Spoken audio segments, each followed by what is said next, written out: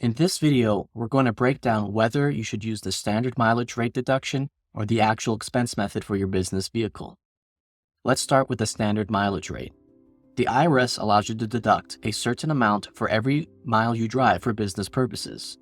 For tax year 2024, that rate is 67 cents per mile. This deduction is easy to calculate. Simply multiply your business mileage by the standard mileage rate. It's simple and includes all vehicle expenses like gas, maintenance, and insurance. Now let's talk about the actual expense method. This method allows you to deduct the actual cost of operating your vehicle, including gas, maintenance, repairs, insurance, and depreciation. Depreciation is the gradual loss in the value of your vehicle over time, and the IRS has specific rules on how you can deduct this amount. One significant advantage of the actual expense method is that it allows you to use Section 179 depreciation. Section 179 allows you to deduct the full purchase price of qualifying equipment, including vehicles in the year you place them in service. This can provide a substantial deduction, especially in the first year the asset is placed in service. However, there are limitations based on the vehicle's weight.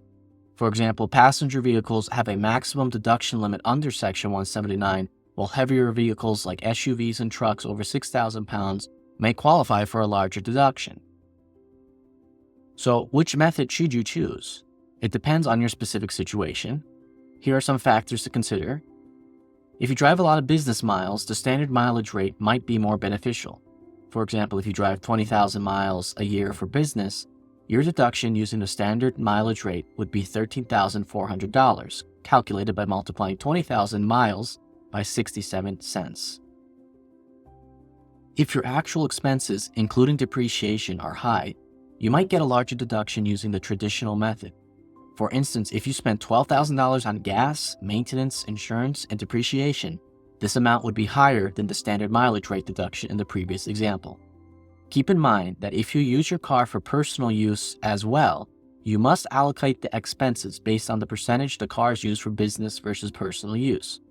So if you spend $12,000 a year in actual expenses and you use your car 50% for business, 50% for personal, your allowable expenses would be 50% of the $12,000 or $6,000.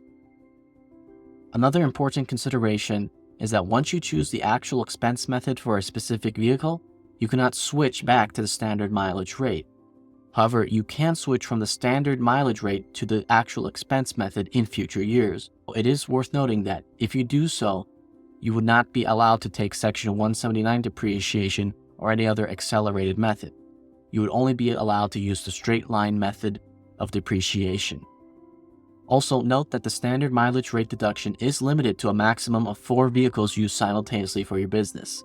This is the fleet limit rule. Basically, the IRS will not allow you to use the standard mileage rate if you operate 5 or more vehicles simultaneously. If you're using 5 or more vehicles, you must use the actual expense method.